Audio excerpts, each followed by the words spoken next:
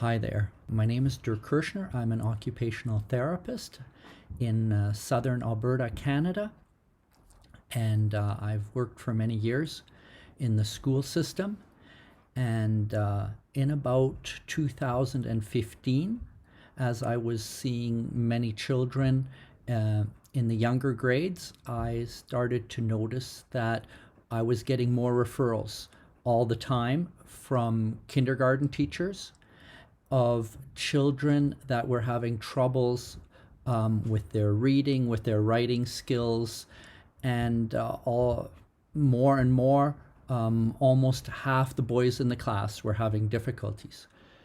And so instead of doing therapy with individuals, I needed to find a way to do a whole class to get all the kids involved. And out of that, I made a proposal to the Board of Education to see all the kindergarten kids. And for 1 year, we ran a program. I called it Reading Rabbits, and went into every class once a week at least, and ran a about 40-minute program. And this program is a summary of that, and I am hoping that, considering the present situation, that people will be able to use it at home. It is just going back to the basics and trying to build a foundation for young children so that their levels of literacy will improve. As I started looking at the children, I started to notice that they did not have a good foundation for development. So the teachers were trying to get them to write, they're trying to teach them letters, and the children just didn't have the foundations that they could easily pick things up. So it was very difficult to teach them the higher skills when their basic skills were not there yet.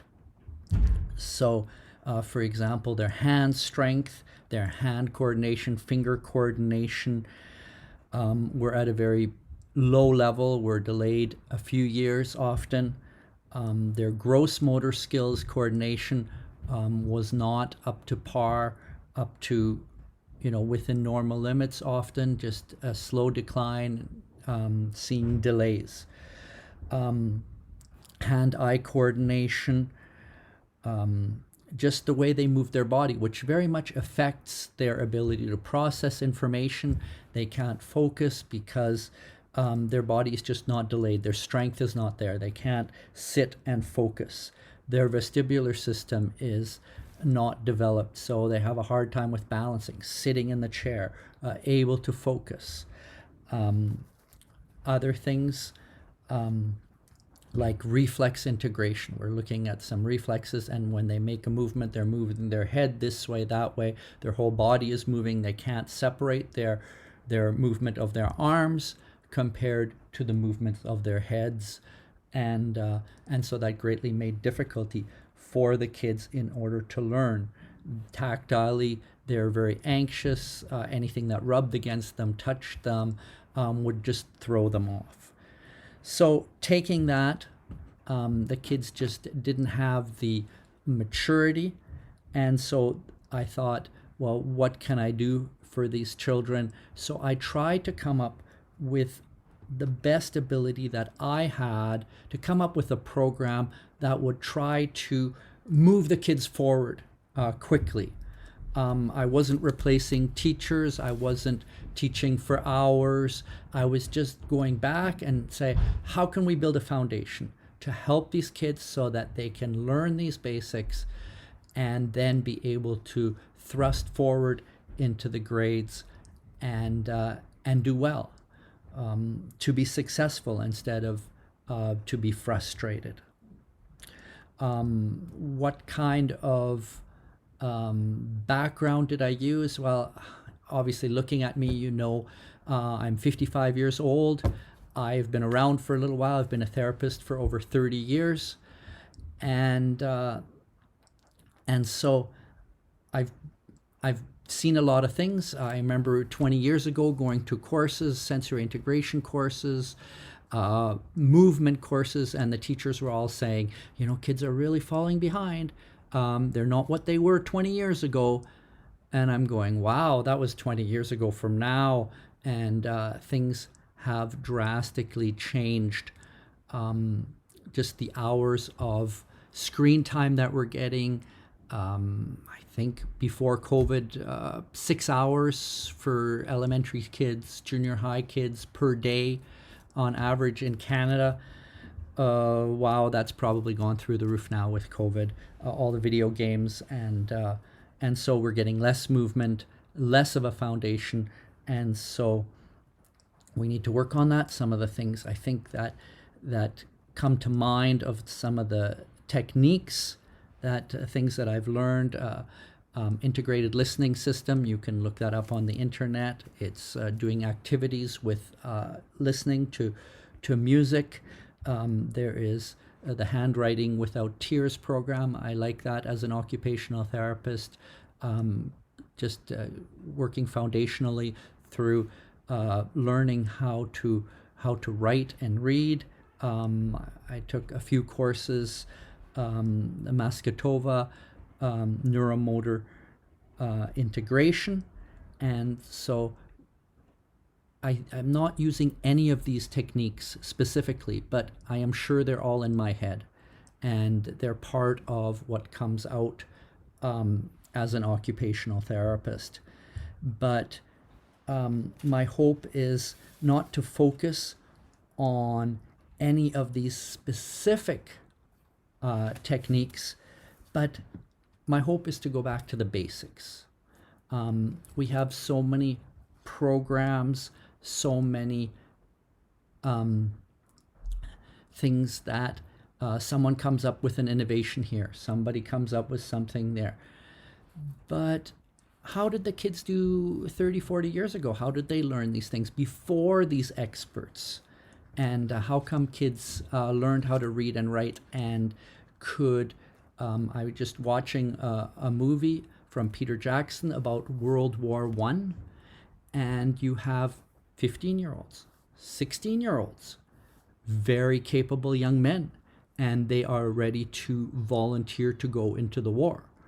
And 17-year-olds, 18-year-olds, they speak well, they held themselves well, they seem to be well educated.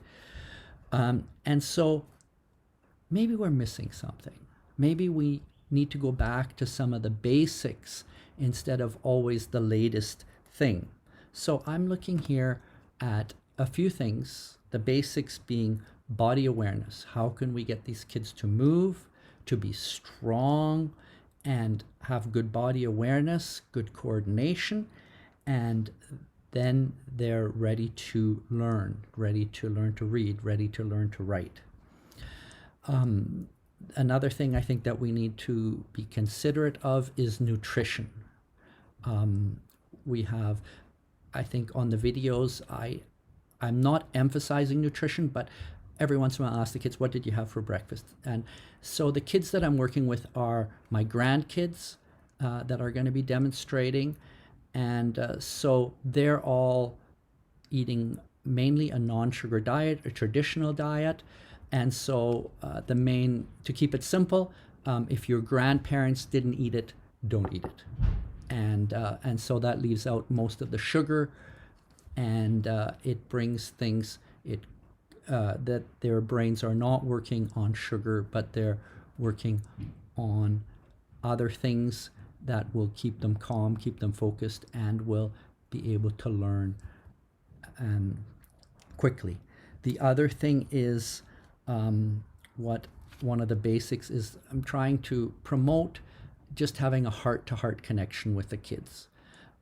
Putting the kids on front of a screen is not the best way to get them to learn. There's no connection. There's been so many studies done. Everybody knows the study about the monkeys and having a connection with kids. We know about the studies that even in the first year of life, it's a predictor whether you'll go to university, just how much eye contact a mother makes with a child. these type of things that everybody knows about, that we need to connect with the kids. There needs to be a heart-to-heart connection.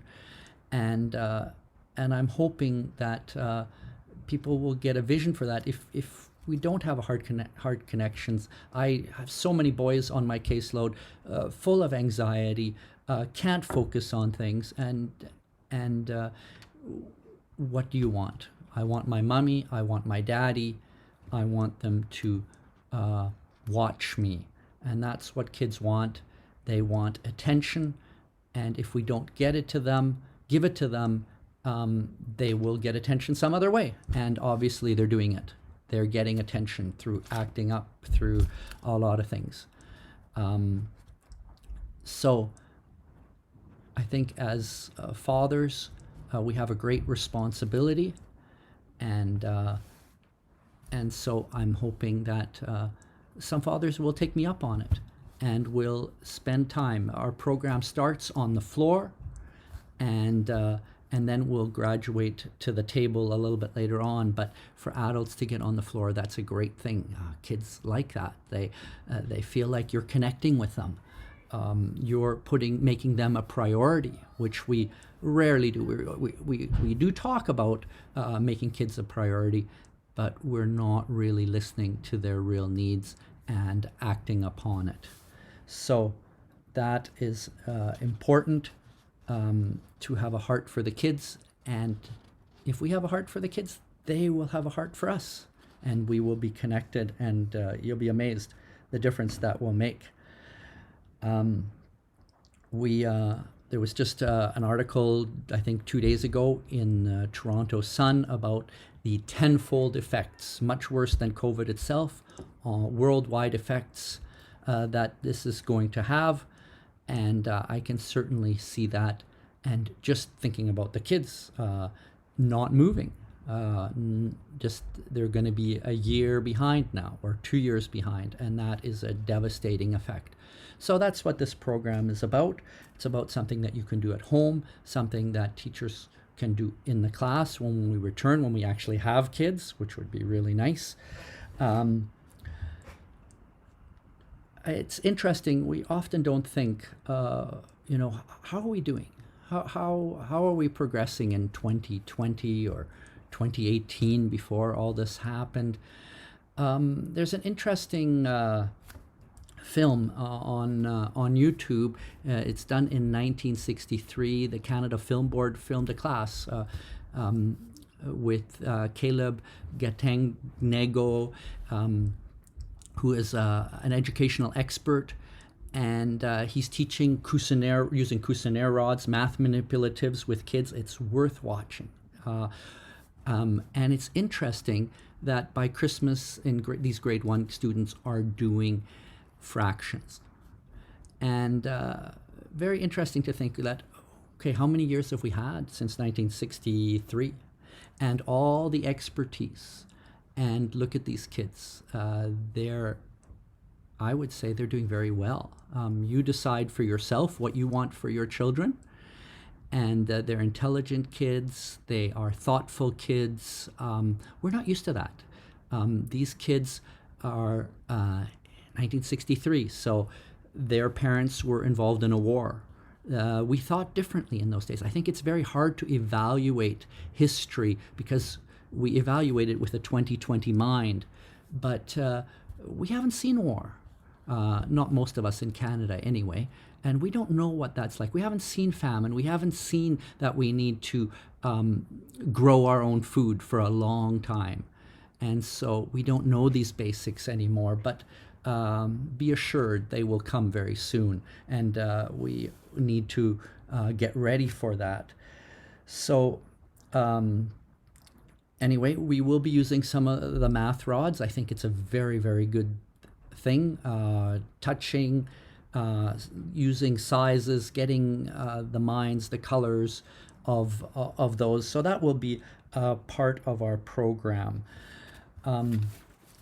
We will be using some balls, and every child gets one of these, a little box, and we'll be putting more things in, like pencils and some scissors and some other things. But we start off very simply. the first two lessons. The first one, we start using these, and you'll recognize it. It is a smart ball. That's what I call it, because this ball is going to help the children become very smart. So it bounces really nicely. The kids love it. They love playing with them. Sometimes they go all over the place and it's a little bit crazy, but that's part of the whole system, to learn to focus, learn to control. Everyone gets the box like this, and they put all their things at the beginning of the class. They get out their box, and I've tried it differently where I am control of everything. I'm in control of the balls, I'm in control of the rods, and I just give it to them. It does go quicker. It does go smoother, but it doesn't put the responsibility on the kids, where they have to identify their name. They have to get the box. They have to learn to sit still. They have to learn to take it out, close it, and hold on to things without being anxious. So these in themselves are all great lessons that these children need to learn. They need to learn to take responsibility. And so those are all great opportunities. We don't want to miss those opportunities. Another thing that I use is some mats. And the kids, we have these great mats. This is called Movement on the Go. Sad to say, you can't buy these anymore. Maybe they're again out there, but a few years ago I tried to get more sets when I started the program, and I couldn't. I contacted the company and I said, oh, we're not doing these anymore. They were going to send me some extra things, but it never did work out. And so these are just simply rubber mats with numbers and different colors, which is great. The kids have to learn the colors. Some of them have shapes. That's great. Some of them have different things for movements. They have the letters. And in this case, they're all, on this set, they're all capital letters. And so since I could not get a set, I just bought some plates off the internet. These are rubber plates, and got a company to print me up some stickies, and they put letters on them. I didn't use capital letters because most of our reading is not in capitals, and I tried to find a font that was very comfortable for the children, something that they often see, and that was kind of fun for them. You can put things on both sides, and so I put letters on the side, some shapes on the other side. So cost a little bit of money, but we as adults, we spend a lot of money on ourselves, and we don't spend a lot of money on good things for the kids, so it wasn't a huge cost. So those are some of the things that we used. We used the Cuisinart rods, very simple. You can just purchase them. Probably need to go on the internet. I don't know where you live. I live in a very small town, and you can't buy Cuisinart rods, so you'll have to get on the internet and get some Cuisinart rods. So if you are in any of my schools and you're a parent and you would like to do this program at home, I think it's great. We'll make the rods available for you. We'll make balls available for you. We'll find you a box. These things are not hard to come by. It's just a matter of wanting to get down on the floor and wanting to get ready to spend a real fun time with the kids. Get down to their level, connect with them, and they will certainly appreciate it. The program has 25 parts.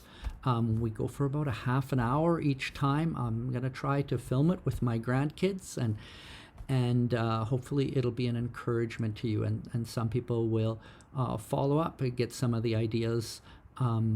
There are no great tricks here. It is all very basic. There is no great money to be made, or no specific system. It's all very simple. We're just going back to the basics, connecting with the kids, doing a lot of movement, and preparing them for literacy, a lifetime of reading, a lifetime of having strong bodies, of feeling good in their bodies, being able to focus. And that's what it's all about. If we can't focus, we can't learn. And so how do we build a foundation for that? That the children can focus and they are calm and ready. So let's go move on to our first day of reading rabbits.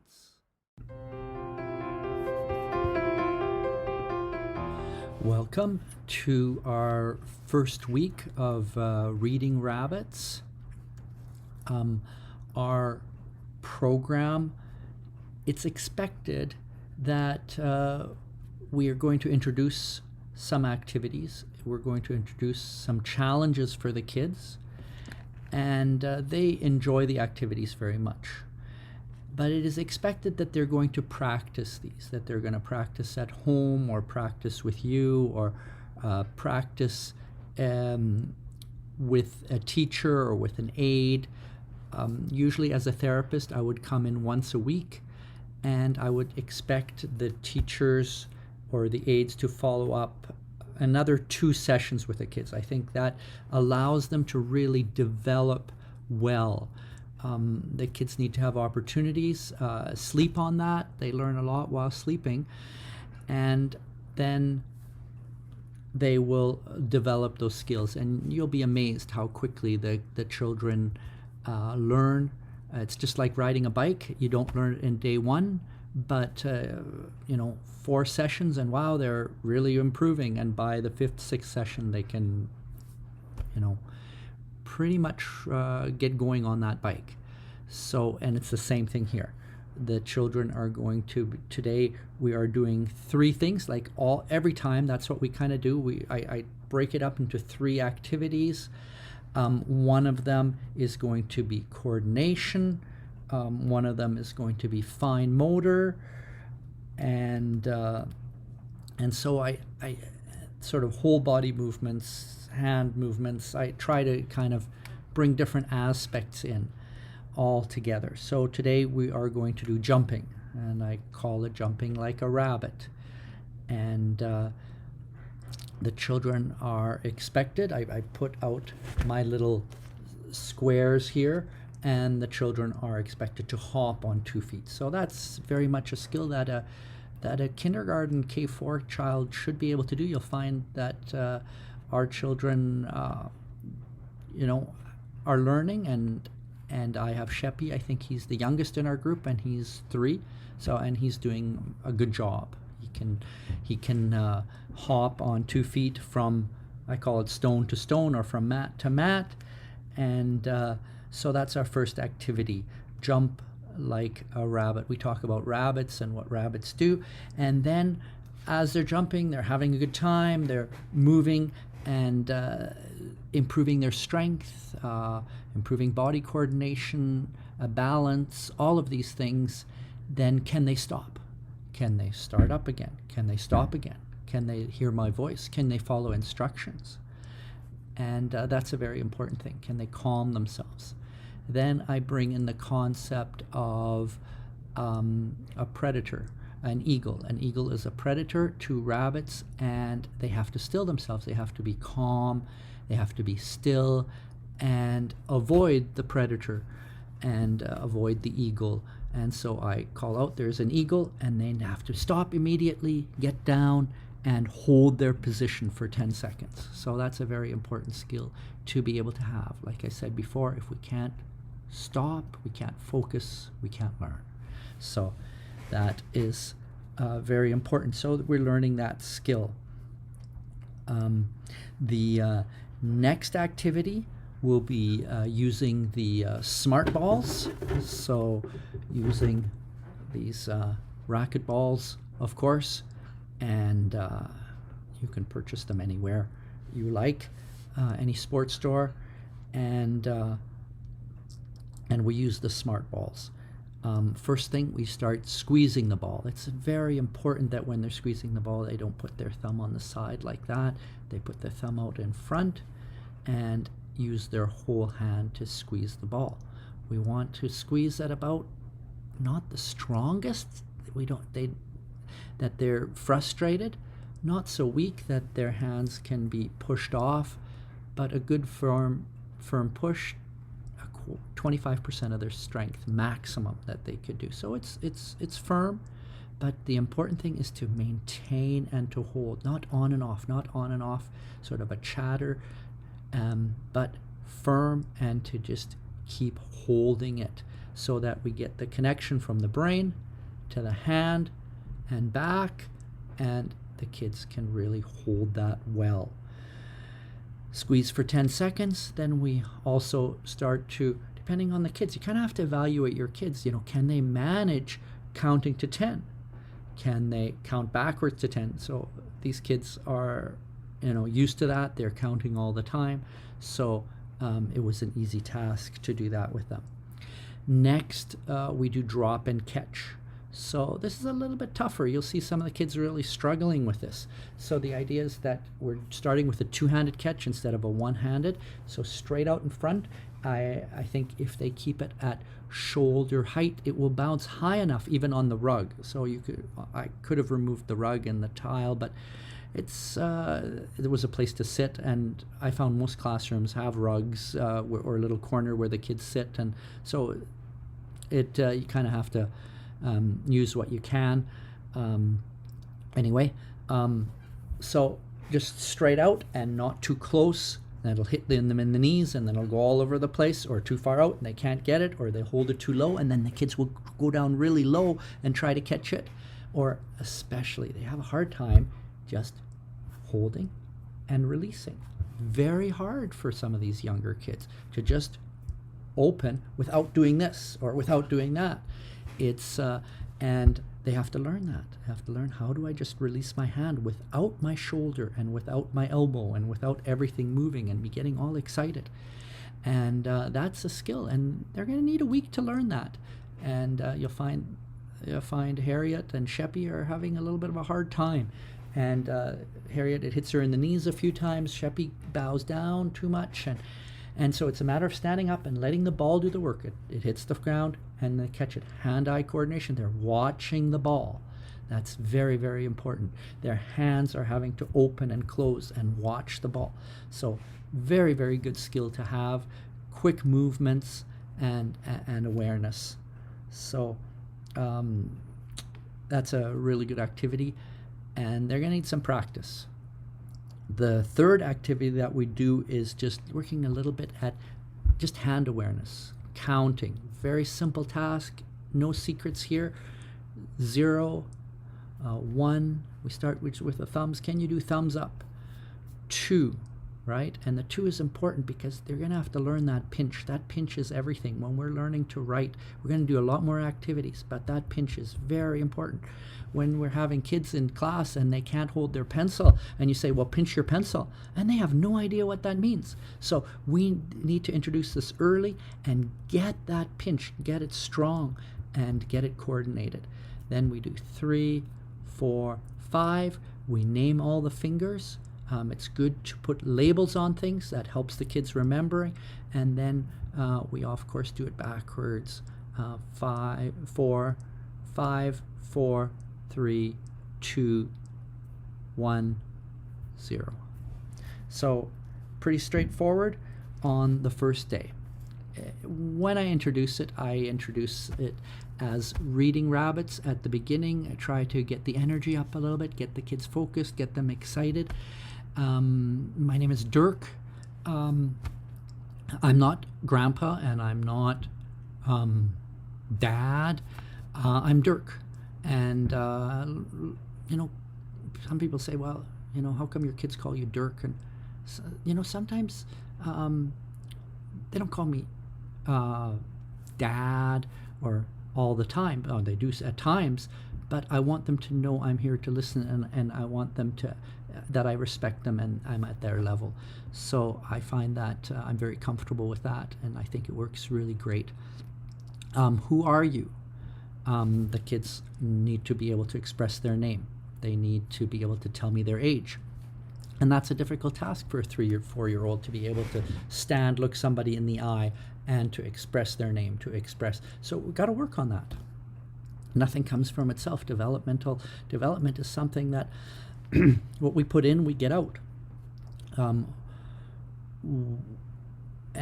So they should be able to say their age. They should be able to say it without having their hands in front of their mouth. So that's something that we all need to work on. I asked the kids about their breakfast. What did you have for breakfast? I think that's an important thing, that I'm interested in what they're having for breakfast. It's important what they have for breakfast. One of them had eggs. That's great. One of them had a porridge. That's great. I think it's atrocious if you actually look at the box. What's in a cereal box? How much sugar there is in it? Okay, if you want to drive them through the roof and put rocket engine fuel into them, yeah, give them lots of sugar, and but the result will be they'll run like that through your house, and so we want to use foods that are healthy for them, that are not going to spike the sugars, and that will digest slowly. And like I said, if your grandparents ate it, probably was good. So that's it for the first week. We just encourage the kids to practice those things. Very straightforward. Thank you very much.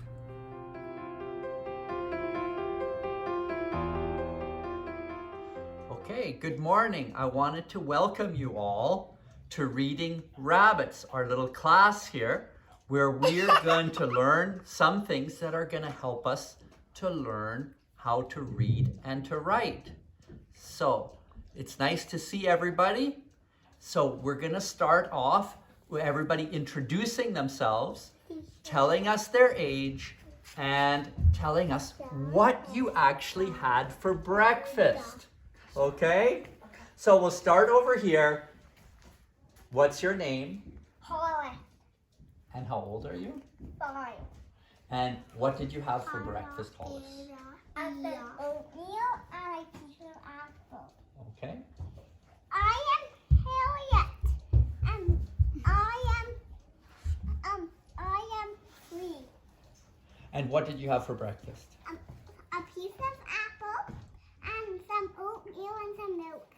Okay. And?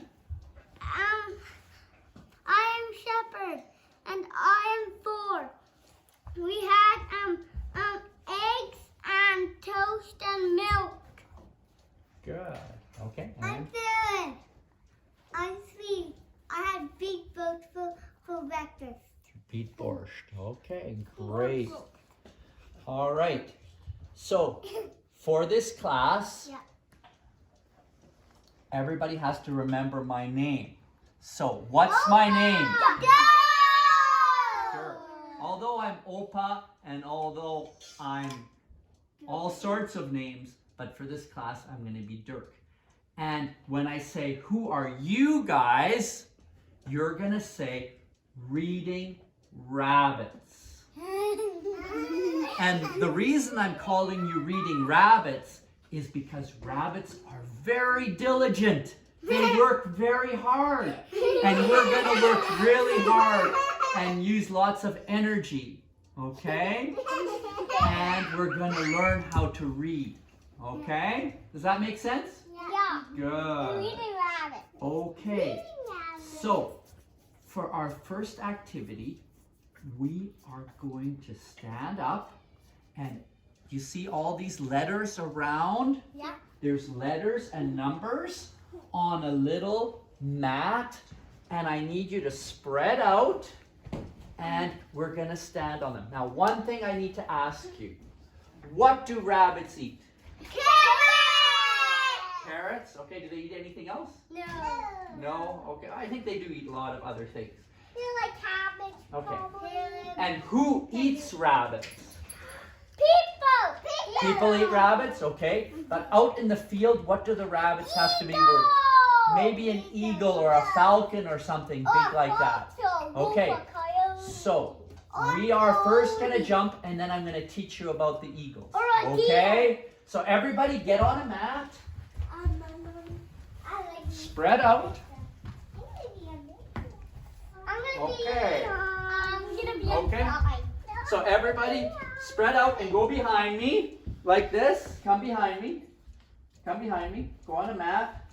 Okay. I'm 5. Okay. So we are rabbits, and rabbits hop on 2 feet like this. Put your hands up. Okay, maybe we're kangaroos, but no, we're rabbits. Okay, and here we go. And we just jump. Jump. Jump.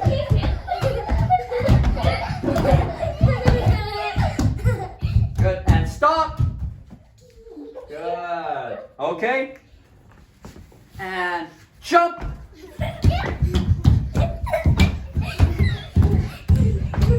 Keep jumping. Stop. Okay, and jump. Keep jumping.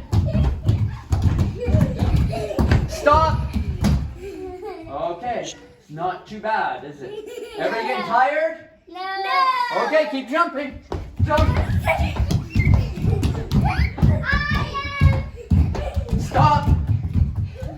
Okay, Yeah. I see an eagle over there. And so we have to stop and be very quiet because we don't want the eagle to come and eat us. Okay? So when I say eagle, we're going to go down like this. Go down. You can put your hands down if you want, but try and stay on your feet and just be very quiet.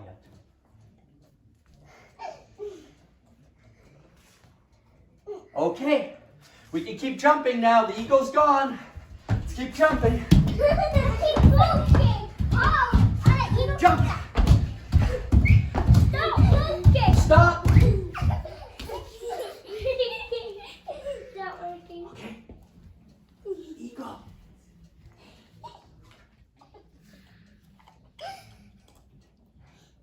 Can't laugh. He's going to hear you.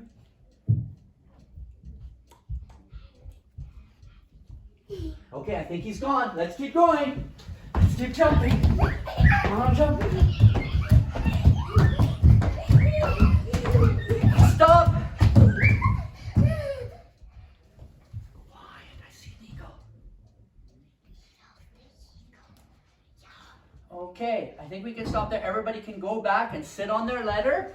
Okay, well, that was a lot of fun. Yeah. Lots of jumping. We got some energy out, and now we're going to do a new activity. Now, I put together these boxes in here, and they have your name on them, and something that we're going to use to play with.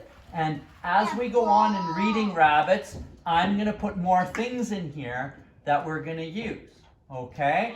And you guys, when I ask you to get things out, you open the box, and you take out whatever you're asked to take out, and you close the box and just leave it. So, Thank you, Dirk.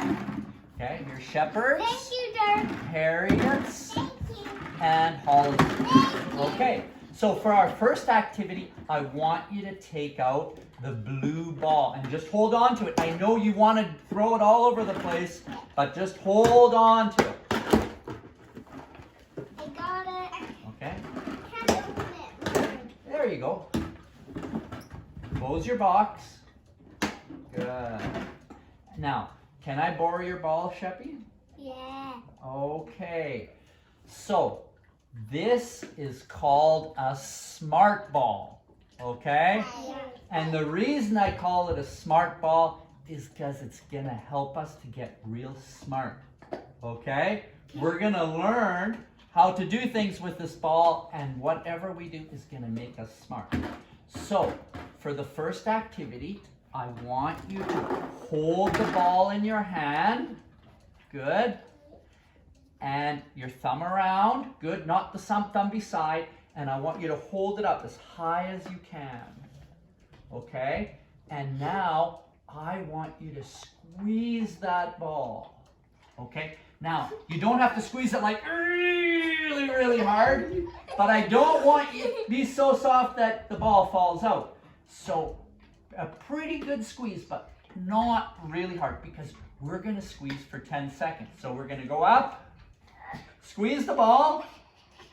Can we count to 10? 1, 2, 3, 4, 5, 6, 7, 8, 9, 10. And you can bring that down. So did you squeeze? Yeah. Okay, let's squeeze a little bit harder. Let's switch hands. and squeeze just a teeny bit harder. Okay, a nice squeeze. I want a nice squeeze so that when I'm pulling on your fingers that you don't let go of that ball, okay? Okay, so up, other hand now, and squeeze. Let's count to 10. 1, 2, 3, 4, 5, 6, 7, 8, 9, 10. Okay, make sure when you're counting, you're not just screaming, and focus, okay? And a nice squeeze. Let's go back to our first hand. We're trying to strengthen our fingers. And let's see if you guys know how to count to 10. Yeah. Now it's going to be a little bit tougher. We're going to count backwards. Do you think we can do that? Yeah. Okay. Got your ball? Let's squeeze. 10, 9, 8, 7, 6, 5, 4, 3, 2, 1. Good. And switch hands with your ball. And squeeze with the other hand. And 10, 9, 8, 7, 6, 5, 4, 3, 2, 1. Good job. Okay. Now, can I borrow your ball? I'm going to show everybody what we're going to do. We're going to spread out, okay? We're going to take the ball, and this is called drop and catch, okay? So we're not going to put the ball way up here. We're not going to do it way down here. We're going to do it straight out front.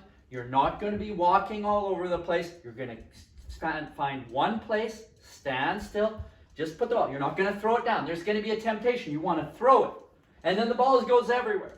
But we're not going to do that. We're just going to put it straight out with two hands, starting right out in front of you. Hold on to the ball, Harriet. I know it's very hard for 4-year-olds and 3-year-olds to hold on to the ball. But here we go. You hold it, drop it, and catch it. Hold it, drop it, and catch it.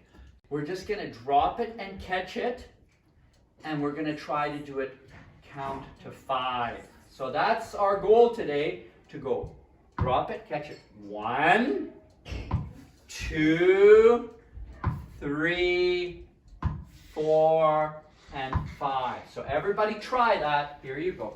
Everybody stand up. Yeah, keep practicing. Everybody can do it at the same time. Yeah. It's a little bit tricky on the rug because it doesn't bounce straight up sometimes. No, Harry. Okay. Don't throw it up. Just drop it. Chappie, that's it. And catch it. Okay? So it's not easy. Not easy. We've got a lot to learn. There we go. Harry, don't throw it. Just drop it. Just drop it. Good. Okay, go get your ball. Okay, Saren, just like this. Just like this. Drop it and then just catch it. Okay, do that. Nope, nope. None of this. Don't throw it up. Just like this. Still. Just keep your hands still. Both hands. Drop it and then catch it. Drop it and catch it. Okay? Good. Okay. 3, 1, 2, 3, 4, Okay. 5. I think that's good. 6, Okay. 7. Everybody sit down. Okay, everybody did really good. I need you to practice for the next week because I want you to be able to do it 5 times good. Now I saw some of you and you held the ball too close and then the ball came up and hit you in the knees and then it went all over the place. Some of you held the ball too low and then you had to go down and you couldn't catch it. So hold it nice and high in front of you, down, and I saw some of you try to throw it or throw it up. That didn't work either. So you have to learn to be still, just drop it and catch it. Okay, you did very well. But we all have to learn to do a little bit calmer and do it very well. So let's put away our balls into the box, okay? For our last activities, we're gonna do something with our hands. So everybody can put up your hands like this, okay? And we are going to count on our fingers, okay? So, can you give me a thumbs up? Thumbs up. 1. 2 fingers. 2, 3, 4, 5. Okay, let's use your other hand. 1, 2, 3, 4, 5. Good. Okay. I can't really do like this. Okay. So can everybody put your hand out like this? Hands out like this? Now, does everybody know the name of their fingers? What's this one called? Thumb. Thumb. So thumb 1. What's this one? Index finger. Index finger, okay? Can everybody wiggle it? Good. Now let's do a pinch of our thumb and our index finger. Pinch. Now that is very important that we learn to pinch. Can everybody pinch? Open. No, this finger, Saren, your index finger, and pinch. Everybody give me a pinch. Pinch, pinch, pinch. Okay, that's very important because when we learn to write, we got to learn how to pinch, right? Pinch. Can everybody show me your middle finger now? Number 3. Middle finger. 3. Good. And 4, we call that the ring finger. And then open them all, and that's your pinky, this one. Good. Now we know all the names of our fingers. So let's put our pinky in. We start with 5. Can everybody do that? 5. Show me 5. This is pretty hard. I know. Show me 5. 5. Okay. Try and tuck the pinky in. Good. Just try, just a little bit. Just try and do it a little bit. Okay. And we call that 4. Now, tuck in number 3. Tuck in the 4th finger, and we have 3. Tuck in the middle finger, we have 2. Tuck in the index finger, and we have 1. And what's this one when we have the fists? 0. 0. So let's do it one more time, okay? Everybody, both hands up, okay? Saren, don't rest on your box. Hands out like this. Good. 0. 0. 1. 2, 3, 4, 5. Excellent. Let's go backwards. 5, 4, 3, 2, 1, 0. So, need a little bit of practice. We got a whole week to practice before next week when we have Reading Rabbits again. Super job. What's my name? Go! Who are you guys? Reading Rabbit. Reading Rabbit. Now, why do we want to learn how to read? You guys know? Because we're reading rabbit. Because we're reading rabbits. Why does everybody need to learn how to read? Because we're reading rabbit. But why do you want to learn how to read? Because then you won't be able to read. You won't be able to read if you don't learn how to read. Yeah, but why do we want to learn how to read? Like if there's something like that, you want to go to like a party, you have to read or like something. If you want to go somewhere, you need to learn how to read the instructions. Okay? Why else do we want to learn to read? So you can read books, right? And you can become really smart. And you can become the smartest person in the world. Like the bunnies. Smart like the bunnies? Yeah. And what are we going to do if we're really smart? Then you can be the king or you can be the chief. But what happens then? Then you have to help everybody else, right? Like your mom and your dad and your teachers, right? So when I ask you and read... When you get older. So the best reason... Just listen. Guys, just listen. The best reason, I want you to remember this. Saren, I want you to remember this. The best reason to learn how to read is so that we can help others. Okay? Does that make sense? Yeah. And I know how to learn, I know how to read, and I'm helping you guys, right? Yeah. And your mom and your dad, they know how to read, and they help you guys. Isn't that the best thing that they can do? Yeah. They can help little children. Yeah. Yeah. That's the best thing that an adult can do, isn't it? Yeah. Okay, so what's my name? Who are you guys? Reading rabbit. So keep practicing, and I'll see everybody next week.